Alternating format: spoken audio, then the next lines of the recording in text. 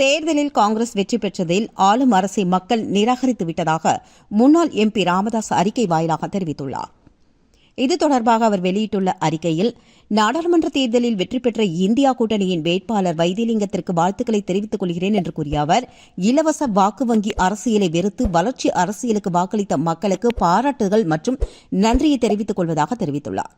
கடந்த 3 ஆண்டுகளாக புதுச்சேரியை பாழாக்கிய தேஜா கூட்டணி அரசின் மீது மக்களுக்கு இருந்த அளவிட முடியாத கோபம், அதிருப்தி, விரக்தி, வேதனை ஆகியவற்றின் வெளிப்பாடுதான் காங்கிரஸ் கட்சியின் வெற்றிக்கு காரணம் என்றார்.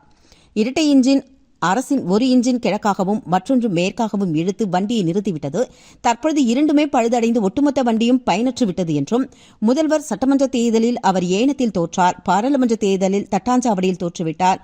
புதுச்சேரியின் மக்கள் இந்த கூட்டணி ஆட்சியின் மீது கோபம் கொண்டு எதிரான வாக்குகளை அளித்துள்ளதாகவும், புதுச்சேரி மக்கள் ஒட்டுமொத்தமாக இந்த அரசை நிராகரித்துவிட்ட பிறகு இந்த அரசு நீடிப்பதில் எந்த ஒரு ஜனநாயக நீதியும் இல்லை என்றும், எனவே மீதி இருக்கும் 22 மாதங்களுக்கு செய்த தவறுகளை தெரிவித்துக் கொண்டு புதுச்சேரியை உண்மையான வளர்ச்சி பாதைக்கு இந்த அரசு எடுத்துச் செல்ல வேண்டும் என்றும், உள்ளாட்சி தேர்தலை நடத்தி 1042 மக்கள் பிரதிநிதிகளை உருவாக்க வேண்டும் என்றும் அவர் வேண்டுகோள் விடுத்துள்ளார்.